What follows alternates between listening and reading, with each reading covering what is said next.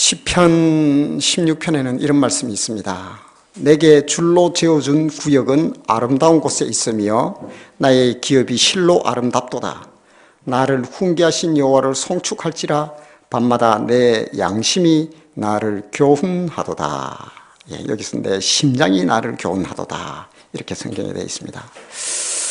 성도 여러분, 다윗은 우리가 잘 알듯이 이스라엘의 2대 왕으로서 하나님의 사랑을 많이 받았던, 그리고 하나님과 누구보다 영적 교통을 많이 했던 사람입니다.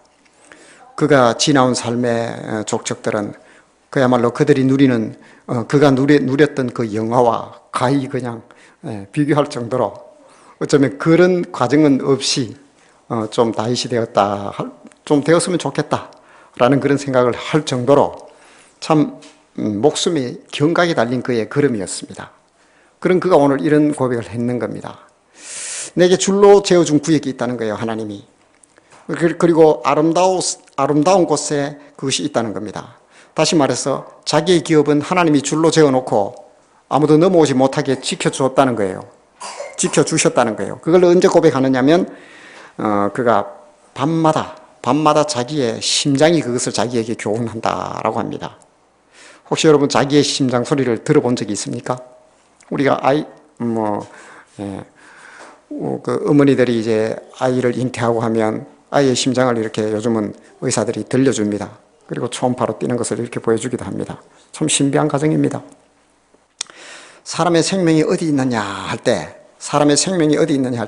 그 사람이 살았느냐 죽었느냐 판단은 오직 심장으로 합니다. 뇌사 상태라 할지라도 그 사람이 죽은 것은 압니다. 뇌가 죽었다 할 뿐이지 사람의 생명이 없어졌다고 하진 않습니다. 의학적 판단 기준으로는 심장이 멎어버릴 때, 그때 비로소 그 사람은 생명이 없다라고 합니다. 오늘 다윗이 이야기하는 밤마다 내 심장이 나를 교훈한다. 그것은 자기의 심장 소리를 아마 다윗이 들었는 것 같아요. 저도 가끔씩 제 심장 소리가 들립니다. 밤에 자려고 하면 슝슝 하는 소리가 들려요. 그래서 인터넷에 한번 찾아봤습니다. 일종의 이명현상일 수도 있고, 들렸다 안 들렸다 하니까 크게 신경 쓰지 말아라 그렇게 하더라고요. 근데 두 가지 감정이 교차하더라고요. 하나는 나의 생명 활동이 이렇게 왕성하게 하고 있구나. 근데 한쪽으로는 두려워요. 이것이 뛰다가 소리가 처음부터 안 들렸으면 괜찮은데 이게 들리기 시작하니까 이게 갑자기 안 들리면 어떡할까? 혹시 멎어버린 거 아닐까? 이런 두 가지 감정이 교차했습니다. 그런데 결국 저는 결론을 내리게 되는 것은 내 마음대로 안 된다는 거예요. 내가 세우고 싶어서 서는 것이 아니고 또 뛰게 하고 싶어서 뛸 수 없다는 겁니다. 다시 말해서 이 생명활동은 나의 생각과 나의 의지와 관계없이 내 심장은 여전히 박동하고 있는데 그 명령을 하신 분은 여호와 하나님이시라는 겁니다. 그러므로 저는 그 심장 소리가 들리든 안 들리든 서든 말든 그 신경 안 쓰기로 했습니다. 여러분들도 혹시 심장 소리가 밤에 들리면 그것 때문에 혹시 안 들릴까 걱정하지 마십시오. 때가 되면 하나님이 뛰게 하시고 또 때가 되면 세우실 겁니다. 왜냐하면 생명의 주인은 하나님이시기 때문입니다. 그러면서 아마 다윗이 이런 고백을 했는 것 같아요. 자기에게 줄로 재어준 구역이 아름답다라는 것은, 그럴 때 생각하게 되는 것은 지나온 삶을 반추하게 되는 거죠. 오늘 본문의 제목처럼 상고한다는 거죠. 내 삶을 상고하고 반추해보고 돌아보니까 이 생명활동은 우리의 삶의 족적입니다. 그 많은 시간들의 걸음들. 그런데 걸음 속에 하나님의 도우심과 하나님의 인도하심, 내 마음대로 심장이 안 뛰고 내가 어떻게 할 수 없다고 했지 않습니까? 그걸 할 수 없어요, 우리는. 그와 같이 하나님께서 뛰게 하셨다는 것을 다윗은 발견한 겁니다. 그래서 내가 지나온 삶의 시간들이 내 마음대로 이렇게 내 뜻대로, 내 고집대로, 내 판단대로 이렇게 저렇게 했을 것 같았는데 어느 날 밤에 나의 심장이 나를 교훈하더라는 거예요. 이 심장 소리가 쿵쿵쿵쿵쿵 슝슝슝, 이 쿵쿵으로 안 들립니다. 이 귀에서 들릴 때는 슝슝슝 이렇게 뿜어내는 소리입니다. 이 들어본 사람은 압니다. 슝슝 소리가 납니다. 아주 힘찹니다, 이게. 그래서 이 심장 소리가 생명 활동이 일어나는 것은 나를 여전히 이런 생명 속에 붙들고 계시는, 생명 싹의 속에 하나님이 붙들고 계셨다는 거예요. 내 모든 삶의 족적을 돌아볼 때 그것을 상고해봤다는 거예요, 다윗이. 그랬을 때 그 모든 것이 다윗이 아름다운 곳에 자기를 기업을 지어준 하나님의 마치 청량해서 벽을 쌓아가지고 아무도 못 들어오게 범접할 수 없도록 삶을 가두어 놓았듯이 하나님이 책임진 거지요. 그와 같이 다윗을 하나님께서 붙들고 계셨다는 거예요. 근데 그곳이 실로 아름답더라는 거예요. 글쎄요, 제가 처음에 말씀드렸듯이 다윗이 그렇게 아름다운 삶을 살았습니까? 목숨이 경각에 달린 삶이었습니다. 조직적으로 나라가 군대를 동원해가지고 임금이 사울 왕이 조직적으로 군대를 동원해가지고 쫓고 있습니다. 한 사람을. 한번 우리나라 60만 대군에게 한 사람이 한번 쫓겨볼까요? 내가 한번 쫓긴다고 생각해 보십시오. 천하에 어디가 있겠습니까? 그리고 곳곳에 소문도 하나 있으면 몽타주로 다 붙어 있어요. 그거 뭐 잡히는 거는 간단합니다. 그런 목숨이 경각에 달린 삶을 살았던 사람이 다윗이라는 사람입니다. 그가 밤에 자기의 심장 소리를 듣고 하나님이 지어준 내 족적과 지나온 삶의 흔적들을 보았을 때 실로 아름다운 곳에서 나를 보호하고 계셨다, 이런 고백을 하는 겁니다. 어쩌면 우리의 삶도 그렇습니다. 내가 마음껏 내 마음대로 이렇게 저렇게 살아온 것 같지만은 조금만 반추해 보면 아하, 지금까지 하나님이 나를 보호하셨구나. 아마 그것을 어쩌면 우리 심장의 소리를 들을 때 다윗과 같은 고백을 우리도 하지 않을까 싶습니다. 오늘 모세라는 사람이 신명기에서 모세가 설교한 책이 신명기입니다. 예, 그러면서 모세가 이제 마지막으로 이제 가나안 땅에 입성을 앞두고 자기는 이제 못 들어가요. 왜냐하면 무리바 반석에서 하나님의 그 뜻을 거룩하게 나타내야 하는데 아무리 모세일지라도 하나님 앞에 그런 모습을 보인 것은 하나님 용납을 않는 거예요. 그건 하나님의 주권이에요. 구원의 문제가 아닙니다. 가나안 땅에 이제 너는 됐다는 거예요. 그만 들어가 된다는 거예요. 모르겠습니다. 하여튼 어쨌거나 그 모세는 그 부분 때문에 하나님께서 자기를 못 들어가게 했다는 거예요. 그러면서 얼마나 들어가고 싶었겠습니까? 모세의 그 마지막 희망과 꿈이 있다면 이 가나안 백성들을 지금 가나안까지 오는데 40년 걸렸지 않습니까? 이 마지막 목전에 두고 자기는 못 들어가 보세요. 이 얼마나 통탄한 노릇입니까? 그래도 모세가 어떻게 하면 하나님 고집 꺾을 수 있습니까, 자기가? 그래서 안 되는 거예요. 그리고 너보산에서 죽어갑니다. 하나님이 데려갑니다. 그걸 이제 순순히 받아들이고 난 뒤에 자기가 할 일을 깨달은 거예요. 아하, 내가 우리 이 이스라엘 백성들을 이제 어떻게 해야 될까? 자기 사명을 돌아보니까 이들에게 가서 가나안 땅에 들어가서 정말 이들이 신앙으로 하나님을 경외하며 살기를 간절히 바랄 거 아닙니까? 그래서 그의 설교는 굉장히 진지할 수밖에 없습니다. 그 설교의 본문이 오늘 이 내용입니다. 그래서 무엇을 얘기해 주냐면 아마 모세도 그런 생각을 했습니다. 우리가 강한 자극을 받게 되면 잘 잊어버리지 않습니다. 그래서 모세는 그런 어떤 자극의 마음을 담아서 어떤 마음을 던지냐면 오늘 이 본문에 있듯이 상고해보라는 거예요. 지나봐라. 마치 아까 제가 말씀드렸듯이 다윗이 자기의 삶을 돌아보고 마치 우리의 삶을 우리가 돌아보았을 때처럼 돌아보게 되면 지난 모든 시간들이 이게 내 뜻과 내 생각과 내 계획대로 있지 않았다는 것을 조금만 지나면 압니다. 자기 심장 소리 자기 마음대로 할 수 없다는, 거기서 깨달은 거예요, 다윗은. 우리 역시 똑같은 거예요. 내 심장을 내가 세우고 가고 할 수 없다는 겁니다. 결국 뭐냐면 그 가운데서 다윗은 하나님이 상고해보니 나에게 모든 은혜와 사랑과 은총을 베풀어 주셨고 그때 주께서 잡지 않았다면 나는 때로 눈물의 골짜기 있을지 몰라도 그것이 복된 자리였더라는 것을 깨닫게 되었다는 거죠. 그래서 모세는 그것을 기억하랍니다. 40년 동안 지나오면서 그리고 너희 조상 때부터 너희를 향하신 하나님의 계획과 생각들, 너희를 향하여 일하셨던 하나님의 것을 생각해봐라. 그러면 절대로 잊어버리지 않을 것이다. 그것을 오늘 설교의 본문입니다, 모세가. 그래서 그것을 생각하다 보면 내게 베푸신 은혜가 뭔지 내가 깨닫게 될 것이며 너희가 그곳에 들어가서 어떻게 살아야 하며 무엇을 해야 될지 알게 될 것이라는 거죠. 그래서 그것을 세 가지 정도로 주문합니다. 첫 번째는 그가 뭐라고 하냐면 명령과 규례를 주신 것을, 다시 말해서 율법을 주신 것을 너희가 기억하라는 거예요. 뭐 법은 어렵습니다, 율법은. 그 왜 모세가 이것부터 기억하라고 했을까요? 중요합니다.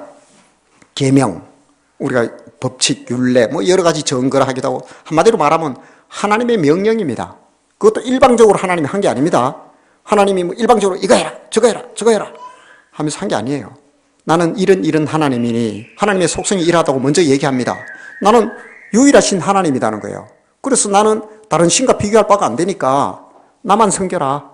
그렇게 할 수 있느냐? 대신에 나만 섬기게 되면 내가 세상의 어떤 신들보다 알지도 못하는 신들, 그 많은 신들은 비교도 안 될 정도로 너희를 책임지고 지키겠다는 거예요, 하나님이. 하나님도 이런 조건을 내걸었어요. 그게 십계명입니다. 그 조건을 걸고 이 조건에 너희가 동의하느냐 하고 하나님이 예 그렇게 하겠습니다. 이스라엘의 장로들이 70인이 그 대표로 와서 하나님과 서로 오케이 하고 동의하고 맺은 게 십계명입니다. 하나님 일방적으로 준 게 아닙니다. 그걸 이걸 쌍무적 계약이라고. 그러면 지키겠다 그랬으면 그 자기도 약속을 지켜야 될 거 아닙니까? 이스라엘 백성도 지키고 하나님도 지켜야 되는 쌍무적인 책임이 있는 겁니다. 이게. 그 약속이 십계명입니다. 물론 613개의 계명이 뒤에 나오지만 그 대표적으로 뽑은 게 십계명입니다. 그래서 그 십계명을 준 그 율례, 계약, 뭐 언약이라 합시다. 그 언약이라는 것은 굉장히 중요하지요. 왜냐하면 언약을 줬을 때는 책임지겠다는 것이 따라오는 겁니다. 네가 지켰을 때는 응당한 복을 받을 것이며 지키지 아니했을 때는 페널티가 주어지는 겁니다. 그 벌칙이. 그리고 또 하나님이 만약에 안 지키게 되면 어떻게 될까요? 지켜야 할, 우리가 법적으로 해태라고 합니다. 이거 지켜야 할 책임이 없어지는 거죠. 이스라엘 백성들은. 다시 말해서 하나님 이름은 어떻게 돼요? 다시는 역사에 등장할 수 없습니다. 하나님의 이름을 걸고 언약을 지켜, 이렇게 나 외에 다른 신을 섬기지 말라. 그리고 그걸 그렇게 이제 명령을 줬지만 그 뒤에 나만 잘 섬기면 어떻게 돼요? 떡반죽 그릇이 복을 받고 네가 천대에 이르도록 복을 받는데 넘어져도 그리고 강주리와 떡반죽 그릇과 뭐 기름 그릇과 우리말로 인하면 아무리 네가 원한 동서남북 네 원한 대로 가라. 복이 있는 곳을 찾아가는 게 아닙니다. 네가 가는 곳마다 복을 주겠다는 거예요. 그게 어디서 나타났습니까? 잘 보면 뭐 수도 없이 나타나지만은 이삭이 가는 곳마다 우물을 파니까 어떻게 돼요? 도저히 물이 안 나와서 그들이 돌을 집어넣고 막은 겁니다. 그런데 물을 파니까 우물이 나오는 게 물이. 원하는 대로 가면 그냥 하나님이 복을 주는 겁니다. 그게 또 4대 족장의 이야기입니다. 그래서 하나님이 신실하게 그 약속을 지킵니다. 하나님도 지키지 않을 수 없습니다. 언약을 맺으면. 뭐 하나님이 아니니까요. 공의와 정직의 하나님은 반드시 그것을 지키게 되어 있습니다. 하나님의 속성입니다. 내가 여호와다 합니다. 나의 이름에 하나님의 이름을 걸고 지금 내놓은 겁니다. 이 언약이라는 것은. 그렇기 때문에 그것을 주었다는 것은 백성들을 책임지겠다는 하나님의 단호한 결정입니다. 다른 방법으로 보게 되면 그것은 굉장히 축복이지요. 엄청난 복입니다. 그러면서 뭐라 그러냐면 4장 8절에 보면 오늘 내가 너희에게 선포하는 이 율법과 같이 그 규례와 법도가 공의로운 큰 나라가 어디 있느냐. 이 말은 뭐냐면 내가 바벨론이라 이때 이집트라 보면 되겠네요. 세계 그 패권 국가는 이때는 이집트, 고대 이집트니까요. 이 이집트 나라, 이집트 같은 이런 거대한 조직이 잘 돼 있고 군대가 왕성한 이런 나라라 할지라도 내가 이런 법을 지키고 그 나라와 내가 언약을 맺은 적이 있느냐? 나는 하나님이다. 한 번도 내가 그렇게 쉽게 나는 언약 맺고 이런 신이 아니다. 내가 여호와다. 어나 천하 어디에 너희에게 선포하는 이 율법과 같이 이런 규례와 법을 준 나라가 어디 있느냐. 큰 나라가 있으면 데려와봐라. 다시 말해서 하나님께서는 이스라엘 백성들에게 너희와 맺은 이 언약이 얼마나 중요한 언약인지 알겠느냐. 창세일에 이런 일은 없었다 라고 하나님은 이렇게 말씀하고 계시는 겁니다. 그리고 명령과 이 언약을 주신 것은 하나님의 통치 수단이기도 합니다. 그래서 무슨 얘기냐면 하나님도 여기에 쌍무적인 책임이 있다고 했습니다. 책임을 져야 돼요. 이 백성들이 잘 지켰는데 하나님 복을 안 주면 이거 공수표가 되는 겁니다. 그렇게 하지 않겠다는 거예요, 하나님은. 그리고 언약과 계명을 주신 것은 하나님의 방법대로 하나님의 뜻대로 하나님이 왕이시니까요. 우리 찬양도 하지 않습니까? 왕이신 나의 하나님 이렇게 하지 않습니까? 하나님 왕이십니다. 하나님 우리 멜렉 아비멜렉 무슨 이렇게 멜레크 이런 거 많이 나오죠. 그 멜렉이 그 왕이라는 겁니다. 왕. 하나님이 우리를 이 땅에 보낸 것은 왕 같은 제사장이에요. 우리가요. 왕과 같이 하나님의 그 통치를 위임받은 게 그리스도인입니다. 이 땅에서 하나님의 왕 같은 제사장의 삶을 우리가 살아야 됩니다. 그런 왕의 통치적 수단은 법입니다. 법. 그렇지 않습니까? 하나님이 뭐 스파르타식으로 무력으로 채찍으로 백성을 통치하지는 아니하지. 인격적으로 하나님 절대 그런 분은 아닙니다. 만약에 하나님이 그럴 것 같으면 우린 천하에 지금 예배할 자리도 없어요. 이미 끝났습니다. 제가 볼 때는 벌써 인종은 다 끝났습니다. 그러나 하나님의 사랑과 긍휼이 풍성하신 하나님은 그 사랑과 긍휼로 여전히 오늘 또 우리를 이 자리에 불러주고 계시지 않습니까? 그것이 하나님의 공의로운 하나님의 품성의 성품입니다. 그것이 나타난 것이 계명에 그대로 나타났기 때문에 이 계명을 주신 것은 하나님이 이렇게 계명에 너희들 사랑과 긍휼로 통치하겠다는 하나님의 그 속성을 보여주는 겁니다. 그러므로 이것은 우리에게 놀라운 은혜입니다. 당연히 이스라엘 백성들에게는 이 큰 은혜가 주어진 겁니다. 그리고 7절, 오늘 본문 7절에 보면 4장 7절에 보면 우리 하나님 여호와께서 우리가 그에게 기도할 때마다 우리에게 가까이 하신과 같이 그 신이 가까이 함을 얻은 큰 나라가 어디 있느냐. 이제 좀 더 한 발짝 나갑니다. 뭐라고 하시냐면 이 율법과 같이 너희가 기도할 때에 하나님이 그대로 듣고 그 기도를 들어주시고 그대로 이루어 주신다는 겁니다. 이거 뭐 알라딘의 요술램프 같은 그런 게 아닙니다. 하나님이 기도를 들으시고 그걸 이루어 준다는 거예요. 이런 일은 없었다는 거예요, 지금까지. 어떤 민족적인, 이게 지금 공동체와 하나님이 지금 하시는 말씀입니다. 이스라엘 백성들하고. 그들에게 하나님은 너희가 가까이 하겠다는 겁니다, 한마디로. 가까이 한다는 건 뭡니까? 척근이죠, 척근. 척근은 어떻게 됩니까? 뜻과 마음을 같이 하는 자들이 척근이라고 합니다. 하나님하고 한 마음이 됐다는 거예요, 하나.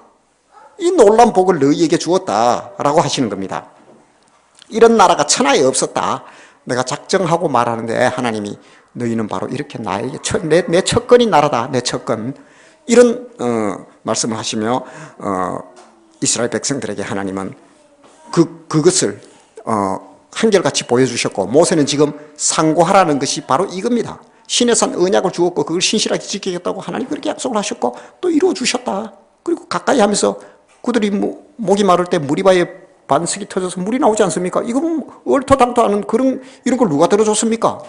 한번 보십시오. 신의 산에 진실하는 그 무리바 세상에 그대로 남아 있습니다. 지금 깜짝 놀랍니다.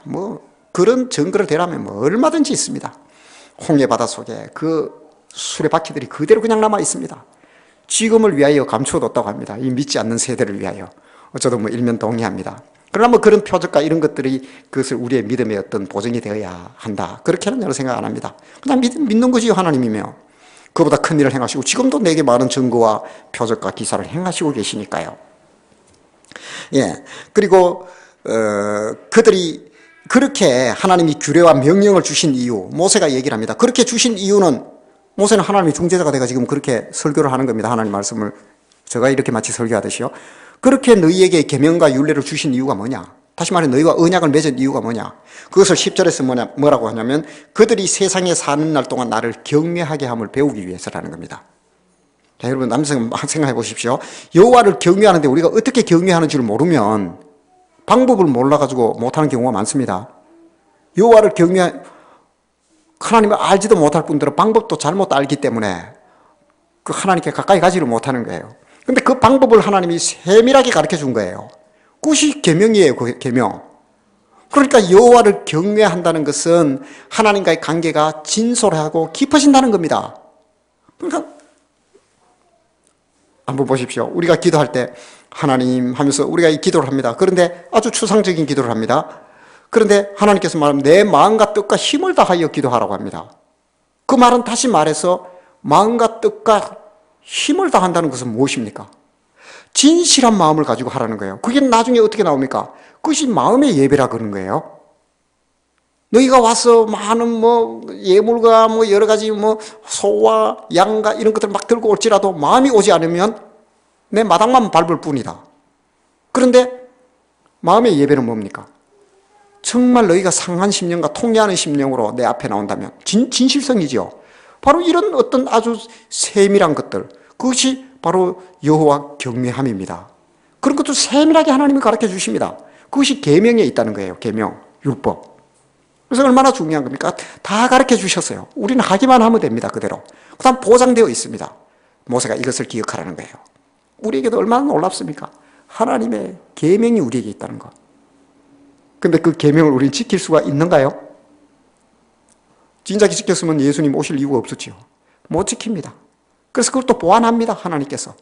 우리가 못 지키니까 하나님이 독생자 예수를 보내가 다 지키게 하십니다.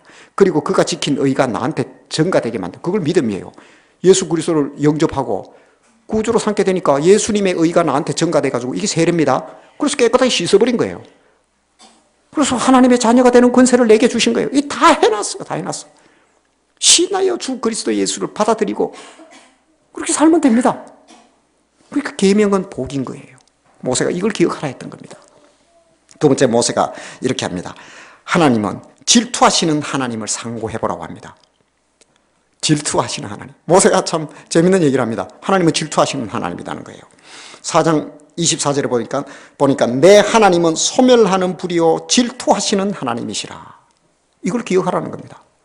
다시 말해서 하나님이 굉장히 강한 질투를 하시는 분입니다. 하나님의 질투는 사람 질투하고 다릅니다.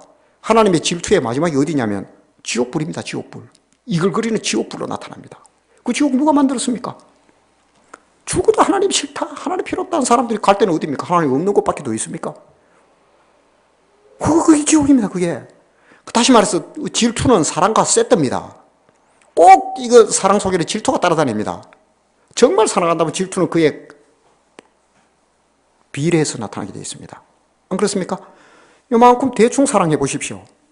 글쎄요. 사랑이란 게 대충이란 게 저는 없다고 생각하거든요. 사랑은 사랑이지, 순수한 사랑일 뿐이지, 대충이란 것은 이미 사랑이 아니라고 저는 생각합니다. 정말 사랑은 사랑일 뿐이에요. 그거는 전혀 오염되거나 훼손되지 않습니다. 그런데 그 사랑이 훼손받을 때 끊어버리고 싶은 마음, 그것이 질투 아닙니까? 정말 사랑한다면, 그래, 괜찮아, 좋아. 이렇게 됩니까? 죽여버릴 정도로 그 반대급부의 마음이 일어납니다. 그것이 사랑입니다. 그것이 정말 사랑입니다. 그것이 생명이라고 하죠. 생명과 직결되는 겁니다. 이 사랑은. 그래서 질투와 사랑은 세트라는 거예요. 그래서 성경은 하나님의 독점적이고 아주 양보와 타협이 없는 외골수의 사랑을 한결같이 보여줍니다. 그러니까 하나님이 어떻게 합니까? 한번 보십시오. 발람 사건 아시죠? 미디안의 그 제사장들하고 그들하고 우상을 섬기는데 술을 먹고 같이 잔치를 하고 즐긴 거예요. 바알불롬. 그들에게 가서 그 잔치를 하면서 하니까 하나님이 견딜 수 없지요. 그 엄청난 사람이 죽어나가지 않습니까? 돌아오지 않아요. 그때 비나스가 칼을 빼고 그들을 치게 됩니다. 그제야 하나님이 어떻게 합니까? 성경에 보면 이렇게 많은 사람이 하나님의 질투와 사랑 때문에 죽어나갑니다. 엄청나게 많은 사람이 죽어나갑니다. 이 많은 죽음들이 때로는 이해가 안 된다고 하지만은 한번 보세요. 그리고 가나안 지금 가고 있습니다. 이 집 모세가 보내야 됩니다. 자기는 이제 너보산에서 하나님께로 가야 되고, 그런 가나안 입성 그 자체도 하나님의 엄청난 질투의 사건입니다. 이 인간을 만들고 하나님께로 하마나 돌아올까 하나님 기다렸는데 마치 용수철을 당기다가 확 당겨버리면 다시는 안 돌아가듯이 고무줄 어느 정도 당겼다 놓으면 돌아갑니다. 근데 계속 당겨보십시오. 끊어져 버립니다. 이거 안 돌아갑니다. 탄성을 다 잃어버립니다. 인간이 죄를 짓고 도저히 돌아올 수 없는 상황까지 가버린 게 가나안 족속들입니다. 그 가나안 종교와 그들이 얼마나 타락했는지 아시지 않습니까? 그 타락한 그들을 향한 하나님의 마지막 선택은 정리해야죠. 그 내버려 두면 마치 이거 계절병처럼 살이 썩어다는, 만약에 이 계절병이 생겼다면 이거 손가락을 잘라버려야 됩니다. 안 잘라버리면 계속 파고 들어갑니다. 이게 몸을 다 썩어버리게 만듭니다. 이게 버그마스라는 병인데, 이 굉장한 병이에요. 예. 근데 그 잘라버리면 삽니다. 하나님 그거 아시죠? 지금 이 지구상에 인간들을 만들어 놓고 많은 심판도 했습니다. 그렇게 할 수밖에 없는 상황까지 한계를 벗어나 버렸습니다. 인간이. 지금 가나안이 또 그것이 마치 소돔과 고모라처럼, 소돔과 고모라의 그 유황불을 때려가지고 하나님께서 그렇게 하셨듯이 그렇게 하지 아니하면 그것이 이 계절병처럼 또 인류에게 죄악을 전가해서 나올 게 뻔하니까 이미 하나님의 주권인 거예요. 그래서 그들을 보낸 겁니다. 이스라엘 백성들을 보내신 겁니다. 그것이 가나안 사건입니다. 이와 같이 하나님의 질투는 성경 곳곳을 통하여 많이 나타납니다. 그러면서 하나님은 이스라엘 백성들을 향하여 이렇게 말씀하십니다. 호렙산, 신의 산이지요. 신의 산 불길 가운데서 언약을 주시던 때 하나님이 어떤 형상으로도 너희에게 보이지 아니했다. 그것은 무슨 얘기냐면 아무 형상, 그런 것들 만들어 놓고 뭐 금송아지 이런 것들 만들어 놓고 여호와 하나님이다면서 그렇게 말하지 말라는 거예요. 그렇게 섬기지 말라는 거예요. 왜냐? 나는 질투하는 하나님이다는 거예요. 이유는 한 가지입니다. 그렇게 하지 마라. 질투한다는 거예요. 그래서 하나님이 그거 뭐 좀 만들어 놓고 거기에 한다고 그것 때문에 질투한다고요? 이렇게 단순하게 생각하면 이 계명이 이해가 안 됩니다. 하나님이 이 질투하시는 하나님의 이 품성이 도저히 이해가 안 됩니다. 한번 보십시오. 제가 늘 그런 얘기합니다. 강화문에 가면 세종대왕상이 있습니다. 세종대왕. 그 맞은편에 누가 있죠? 이순신 장군이 있어요. 뭐 우리나라의 어떤 뭐 그 민족의 을을 대표하는 아이콘들이죠. 그 동상들이죠. 그 세종대왕을 세종대왕을 가지고 저기 일본의 야스쿠니 신사에 갖다 엎드려 놔 보십시오. 그 엎드려진 거는 세종대왕이라는 동으로 만든 황동으로 만든 뭐 청동으로 만든 뭐 그렇게 뭐 구리 합금으로 만든 동상일 뿐입니다. 그렇죠? 그건 쇳덩어리예요. 따지고 보면. 그런데 그걸 엎드려 놓으면 우리가 용납합니까? 용납이 됩니까? 왜 안 될까요? 글쎄. 그냥 쉽게 말하면 자존심의 문제지요. 민족의 모든 정체성이 들어있는 그게 어디 야스쿠니 신사의 전쟁의 신들 일본에 그들이 있는데 엎드려진다는 것은 우리 민족이 엎드리는 것 똑같아요. 왜요? 그 동상 속에 누가 있다고요? 민족이 들어있잖아요. 우리 민족에 을이 들어있잖아요. 지금 내가 누구의 형상을 닮았습니까? 네, 형상이란 우리가 알듯이 아이콘 아닙니까? 아이콘. 이 나를 클릭하게 되면 예수 그리스도 나오고 하나님이 나옵니다. 내 안에서. 내가 구리로 만든 송아지 만든 뭐 이런 데 내가 금으로 만든 송아지 엎드리게 되면 누가 엎드리는 겁니까? 하나님의 형상이 엎드리는 겁니다. 그래서 하나님이 거기 엎드려서 될 일입니까 이게? 아니 세종대왕은 엎드려도 안 되고 나는 엎드리면 됩니까? 그래서 그런 것들에 대해서 함몰되거나 그런 하나님이 아니라는 거예요. 그래서 질투한다는 거예요. 그런 게 있지만은 또 거기에 마음을 뺏기니까 엎드리는 거 아닙니까? 조금도 하나님이 용납 안 하는 거예요. 몽땅 가지겠다는 거예요. 내 마음을. 그래서 질투하는 하나님이라는 거예요. 그런 것들 만들지 말아라. 내가 신의 산에서 불 가운데로 임하고 이럴 때 어떤 형상으로 너희에게 나타났더냐? 아무 형상으로도 나타난 것이 아니다. 그것은 무슨 얘기냐면 하나님께서 어떤 형상도 만들지 말아라. 나는 그런 하나님이 아니다. 어디에 갇히는 분이 아니다는 거죠. 그래서 우리의 생각 속에 하나님을 가둬두고 하는 그것이 바로 우상숭배인 겁니다. 이렇게 하나님이 내 기도를 들어주고 이렇게 내 모든 것을 했으면 좋겠다. 이런 것들이 계속 고집스럽게 그 삶 속에 있다면 그 사람 평생 우상을 섬기는 거예요. 우상을. 하나님을 향하여 나를 내려놓고 자기를 부인하고 자기 십자가를 지고 나오라 그랬습니다. 그래서 내가 가진 생각과 사상과 삶의 어떤 만들어진 나의 어떤 정체성이나 아직 고집 소중합니다. 그런 것들도 내려놓고 하나님을 향하여 가능성을 열고 나오라는 겁니다. 그것이 바로 하나님이 질투하신다는 겁니다. 그렇게 하지 아니할 때. 그래서 그게 맞지 않으면 어떻게 돼요? 마음을 온전히 줬다 뺐었다 주권이 내게 있는 거예요. 그래서 오늘은 교회 갈까 말까. 하나님 이거 들어보니까 또 내 마음에 안 들어. 아직도 이거 지금 우상을 만들고 있는 겁니다. 어떤 학대된 의미로 해석을 해보면. 그래서 줬다 뺐었다 하는 겁니다.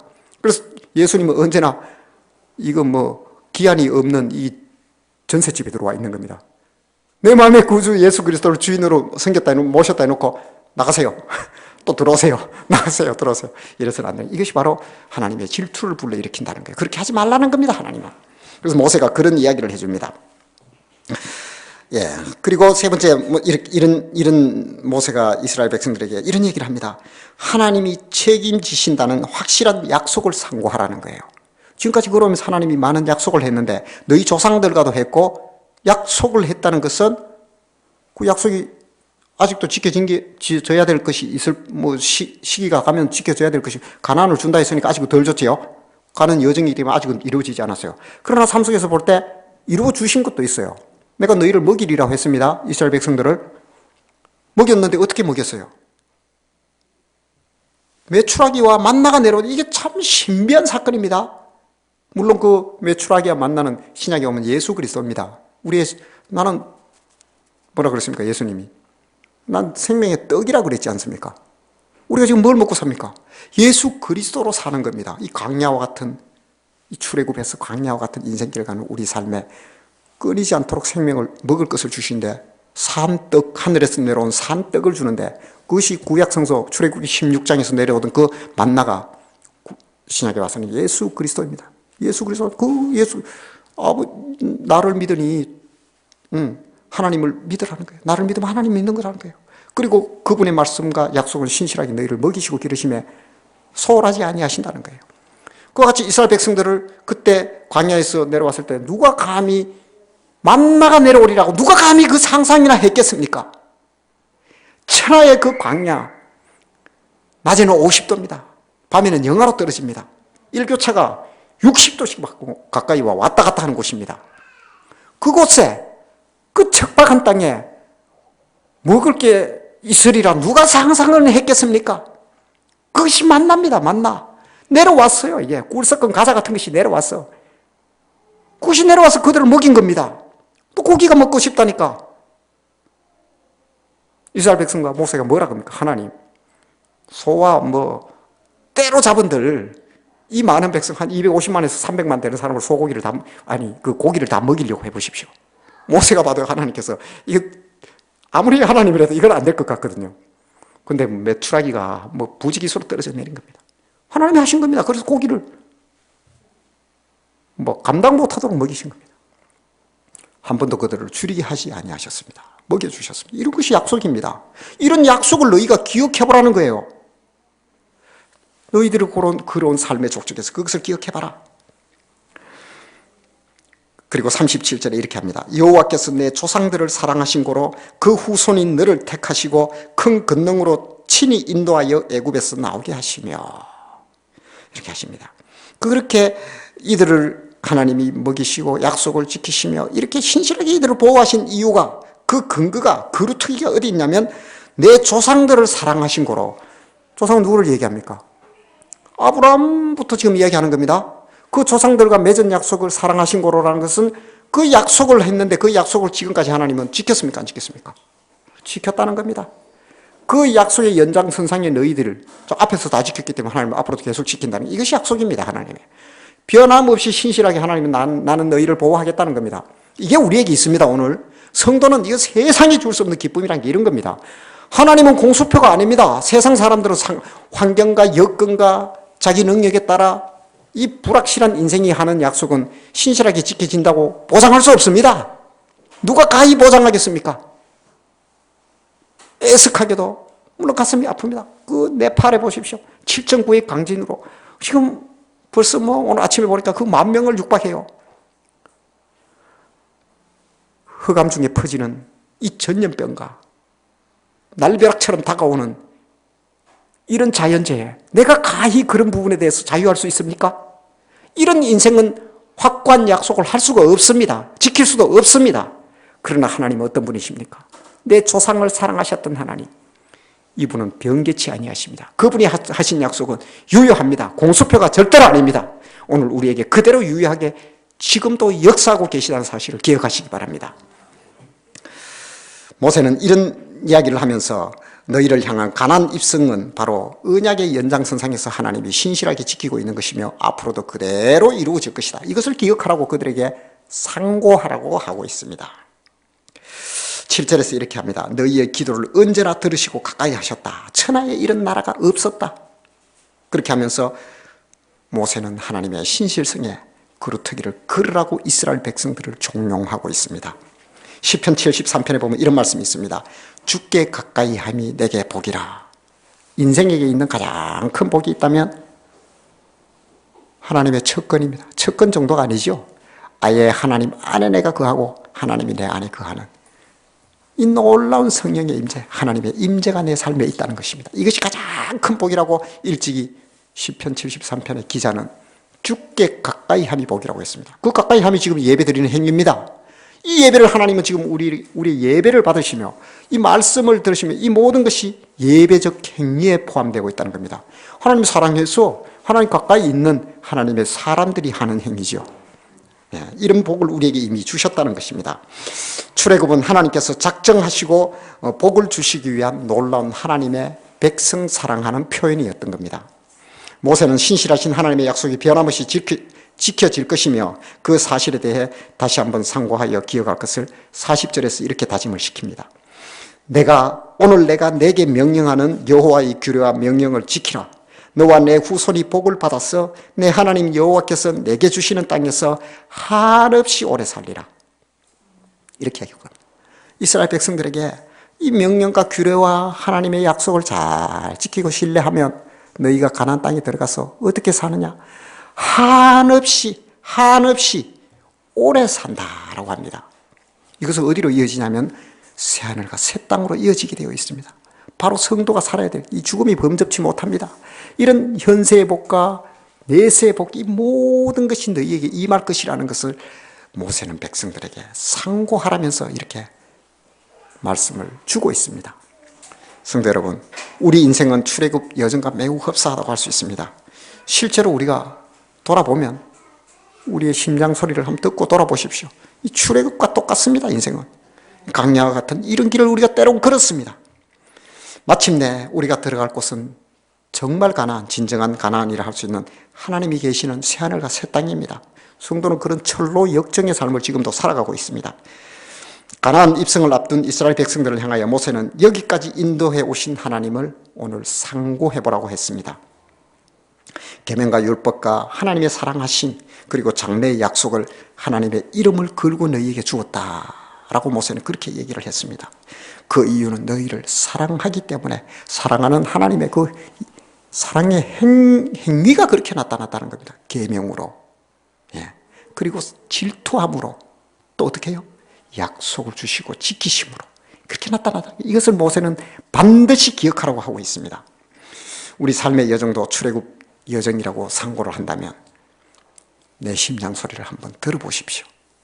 나를 교훈하고 있는 이 모든 삶의 때로는 하나님 없었다, 몰랐다 할지라도 아니 이제 돌이켜보니 하나님이 계셨구나, 하나님이 나를 사랑하셨구나, 나를 떠나지 아니하셨구나 라고 우리는 고백할 수밖에 없을 겁니다. 그러므로 이스라엘 백성들을 향했던 하나님의 약속은 여전히 오늘 우리에게도 유효하고 있습니다. 그 증거가 여기 있습니다. 누가 우리를 그리스도의 사랑에서 끊으리요? 환난이나 공고나 핍박이나 기근이나 적신이나 위험이나 칼이랴. 아무도 우리를 그리스도의 사랑에서 끊을 수 없다고 했습니다. 우리에게 줄로 재어준 구역, 우리가 거하는 아름다운 구역에서 아무도 우리를 빼내갈 수가 없었습니다. 앞으로도 영원히 빼내갈 수가 없습니다. 주 예수 그리스도께서 우리를 강하게 오른팔로 붙들고 계시기 때문입니다. 그리고 예수님은 믿음의 자녀인 우리에게 이런 희망의 약속을 또 주셨습니다.